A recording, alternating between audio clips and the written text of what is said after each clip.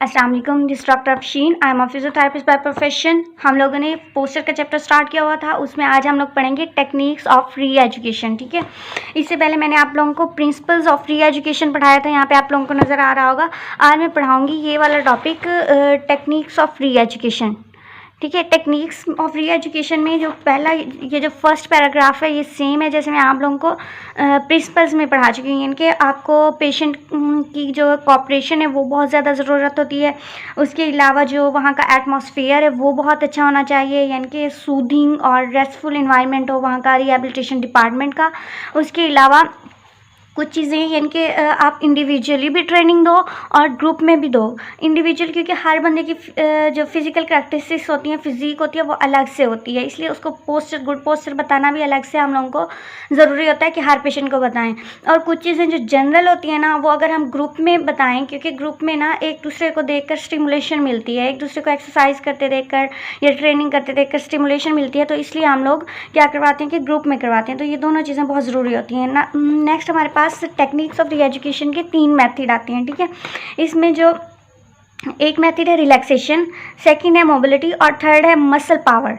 ठीक है, अब इसमें जो फर्स्ट हम देखते हैं ना रिलैक्सेशन। रिलैक्सेशन मीन वो कहते हैं कि काइनी की बुक में आप लोगों का कहा हुआ है कि जब भी एक बंदा पुअर पोस्चर के साथ हमारे पास आता है तो उसके मसल्स में जो है वो एबनॉर्मल टेंशन होती है। यानी कि एक तो हमारी होती है कि बॉडी में नॉर्मल टेंशन मसल्स में होती है, ठीक है, जो डेवलप होती है और मसल्स फोर्स जनरेट होती है जिसकी वजह से हम मूवमेंट करते हैं। एक होती है जो टेंशन एक्स्ट्रा होती है जिसकी हमें ज़रूरत नहीं होती, वो फटीग की सूरत में होती है। ठीक है, उसको कम करने के लिए हमें रिलैक्सेशन ट्रेनिंग देनी पड़ती है।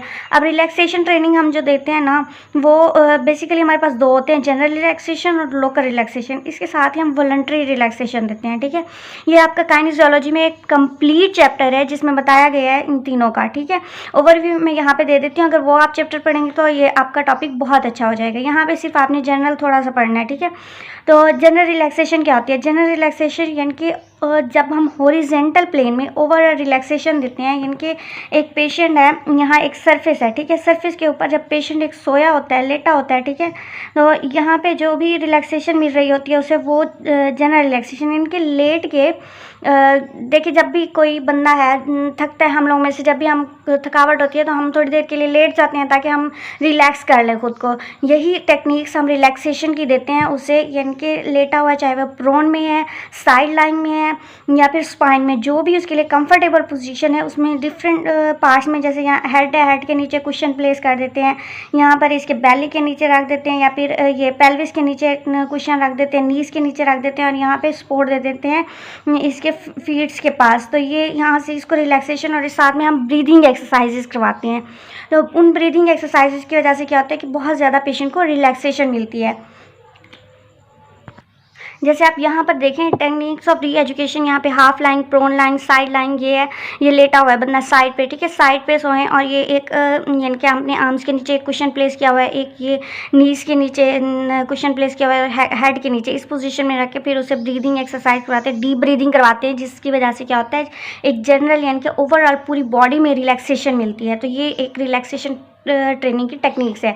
इसके अलावा हमारे पास नेक्स्ट है वॉलंटरी रिलैक्सेशन। वॉलंटरी रिलैक्सेशन में क्या करते हैं कि स्पेसिफिक मसल ग्रुप, ठीक है, जैसे कि हमारी बॉडी के ना कुछ मसल जो बहुत ज़्यादा यूज़ में होते हैं, जैसे फिंगर्स हैं, हम जब भी स्टूडेंट्स होती हैं सारा दिन लिखने का काम होता है उनका, या टीचर्स होते हैं बोर्ड मार्कर से लिखते रहते हैं, उनको पढ़ाना होता है तो लिखने की वजह से, उसके अलावा जिनका कंप्यूटर का वर्क है टाइपिंग की वजह से, और जो हाउस होल्ड होती हैं फीमेल्स वो भी तकरीबन घर के काम करते हुए, यानी कि कपड़े धोना, वाश, सारा इन सब कामों में आपके शोल्डर्स और नेक के जो मसल्स होते हैं ना वो प्रोन होते हैं टाइटनेस के, वो जल्दी टाइट हो जाते हैं। फॉर एग्जांपल यहाँ पे देखें, जैसे बुक रीडिंग कर रहे हैं, यहाँ पे कोई टेबल पे कोई चीज़ रख के पढ़ रहा है, तो यहाँ पे जो इसकी नेक के मसल्स होंगे एक्सटेंसर्स, ठीक है, और जो इसकी शोल्डर के अराउंड जितने भी मसल्स होंगे, जैसे ये बाइसेप हो गया, ठीक है, और फ्रंट वाली साइड पर जैसे पैक्ट मेजर, पैक्ट माइनर होते हैं, ठीक है, उसके साथ सब स्कैपुलर मसल होता है, ठीक है, ये सब क्लेवियस मसल, ठीक है, इन सब के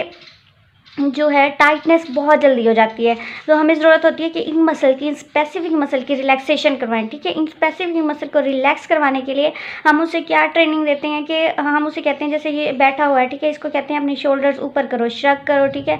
शोल्डर श्रगिंग यानी कि कंधे ऊपर उठाएगा, फिर उसको डाउनवर्ड प्रेस कर देगा, ठीक है। जब ऊपर उठाएगा तो मसल कॉन्ट्रैक्ट होंगे वॉलंटरी, ठीक है। फिर जब नीचे करेगा तो रिलैक्स हो जाएंगे। इसी तरह हम ये जो ट्रेनिंग है ना, वॉलंटरी रिलैक्सेशन, ठीक है, वॉलंटरी रिलैक्सेशन यही होती है कि उसने अपनी मर्जी से कॉन्ट्रैक्ट करना है मसल को, फिर रिलैक्स कर देना है।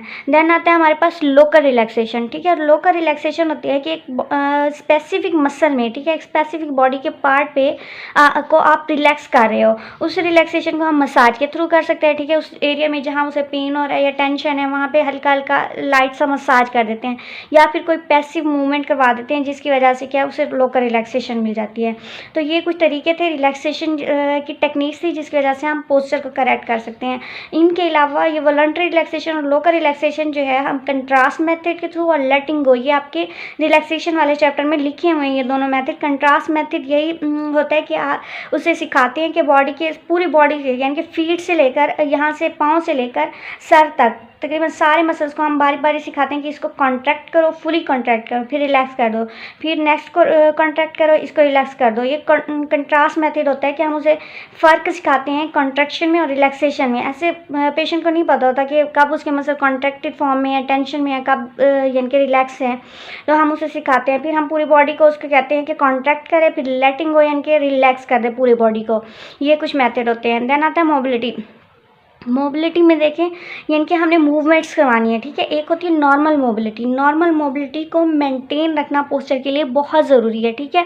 अगर तो वो एबनॉर्मल मोबिलिटी कर रहा है, यानी कि एक बंदा है वो वॉक किए जा रहा है, हम उसे डॉक्टर ने कहा है वॉक करो, वो वॉक कर रहा है लेकिन एक रॉन्ग पैटर्न में कर रहा है, गलत मूवमेंट्स के साथ अपना वही पोस्चर, ख़राब पोस्चर के साथ कर रहा है, तो उसको ज़्यादा ही फटीग होगी और उसके मसल्स में ज़्यादा टेंशन डिवेलप होगी। सो हमारा काम है कि उसकी मोबिलिटी को नॉर्मल करें। नॉर्मल मोबिलिटी के लिए हम लोग कुछ फ्री एक्सरसाइजेस करवाते हैं, ठीक है। फ्री एक्सरसाइजेस होती हैं जैसे कि स्कूल में आप लोगों ने देखा होगा पीटी करवा रहे होते हैं बच्चों को, ठीक है। इसी तरह आप यानी कि अपनी जैसे स्कीपिंग करते हैं, स्कीपिंग के दौरान बाजों को ऊपर नीचे इस तरह हम लोग कर रहे होते हैं, ठीक है।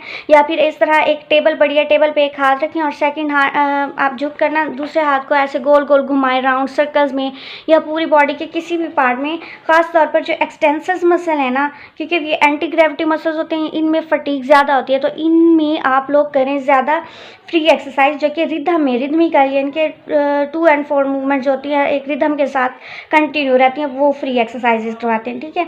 उसके अलावा स्पाइन और शोल्डर में ज़्यादा फ्लेक्शन जो है वो रेजिस्टेड होती है, तो वहाँ पे हम लोग फ्लेक्शन में ज़्यादा वो मूवमेंट करवाते हैं, ठीक है। तो ये मोबिलिटी मेंटेन करना पोस्चर के लिए बहुत ज़रूरी है। अब मोबिलिटी वाले में भी यानी कि मूवमेंट जो करवा रहे हैं उसमें ज़्यादा हम उन एक्सरसाइजेस को प्रेफर करेंगे जो एक्सरसाइजेज जिसमें रेस्पिरेशन जो है वो बढ़ रही होगी, ठीक है। यानी कि बंदे का सांस जो है वो फूल रहा है, वो वाली एक्सरसाइजेज हम उससे ज़्यादा प्रेफर करेंगे क्योंकि इससे बहुत ज़्यादा रिलैक्सेशन मिलती है, ठीक है। देन आता है मसल पावर। ये भी एक टेक्निक है मसल पावर की पोस्चर को करेक्ट करने के लिए, ठीक है। इसमें नॉर्मली जो है ना वो बहुत कम होता है कि पुअर पोस्चर में ना जनरल मसल वीकनेस हो, पूरे मसल्स की वीकनेस हो, ठीक है। तो अगर ये है तो इस मीन कि ये रूट कॉज है पुअर पोस्चर का, ठीक है। पोस्चर इसी वजह से ख़राब हुआ है, general muscular weakness, in full body के मसल्स वीक है, तो इसके लिए भी हम फ्री एक्सरसाइज के साथ स्ट्रेंथनिंग एक्सरसाइजेस करवाते हैं, ठीक है, ताकि मसल की टोन मेंटेन रहे, ठीक है, एक टेंशन डेवलप हो नॉर्मली और मसल की एफिशिएंसी यानी एफिशिएंटली वर्क करे, अपनी टेंशन भी मेंटेन रखे और अपनी जो नॉर्मल टोन है वो भी मेंटेन रखे। तो इसके लिए क्या होगा कि अक्सर ऐसा होता है जब एक स्टूपिंग पोस्चर में बंदा बैठता है, फॉर एग्जांपल यहाँ पे एक बंदा बैठा है, तो उसने स्टूपिंग पोस्चर बनाया हुआ है, यानी कि कुब निकाला हुआ है उसने। तो इस केस में क्या होगा कि इसके ये जो बैक के मसल्स है ना, ये अब ऊपर वाले नेक वाले मसल्स इसके टाइट हो जाएंगे, ठीक है, और फ्रंट वाले चेस्ट वाले मसल ये भी टाइट हो जाएंगे, ठीक है। और इसके जो अपर बैक मसल है ना ये वीकनेस की तरफ जाते हैं। अपर बैक मसल्स में हमारे पास आते हैं अपर बैक में लोअर ट्रेपीजियस का नीचे वाला फाइबर्स, और उसके अलावा स्कैपुलर रिट्रैक्टर जैसे रोम्बाइड्स हैं, ठीक है। रोम्बाइड्स ये वाले मसल्स बहुत जल्दी वीक हो जाते हैं, ठीक है। तो इसके लिए हम लोग क्या करवाते हैं, स्ट्रेंथनिंग एक्सरसाइज प्लस ट्रेपीजियस के लोअर फाइबर, ठीक है। तो इन मसल्स को हम देंगे स्ट्रेंथनिंग। इसके साथ जो ऑपोजिट मसल होंगे ना, ठीक है, उनको हम रिलैक्स करवाएंगे, स्ट्रेंथन, ठीक है। और रिलैक्स हम लोगों ने किन मसल्स को करवाना है, रिलैक्सेशन देनी है हम लोगों ने इसके ऑपोजिट, यानी कि जो हमारे पास पैक्ड मसल्स हैं हो गए, या फिर इसके अलावा अपर ट्रेपीजियस, ठीक है, अपर ट्रेपीजियस। तो इनको हम रिलैक्स करवा देंगे, इनको इन जो रोम्बाइड्स और ट्रेपीजियस है इनकी स्ट्रेंथनिंग एक्सरसाइजेस करवा देंगे, तो एक बैलेंस मेंटेन होगा। तो बैलेंस मेंटेन होने की वजह से क्या है कि वो पोस्चर जो है हमारा वो करेक्ट हो जाएगा, जो पुअर पोस्चर है, ठीक है। ये एक तरीका। अब हमारे लास्ट एक टॉपिक रह गया, presentation of good posture. Next मैं इंशाल्लाह यही वाला पोस्चर दिखाऊंगी, यानी कि ये वाला मैंने नेक्स्ट वीडियो में बताना है, presentation of good posture. Then हम कुछ और कोई और टॉपिक कंटिन्यू करेंगे। आज के लिए इतना ही। Thank you so much.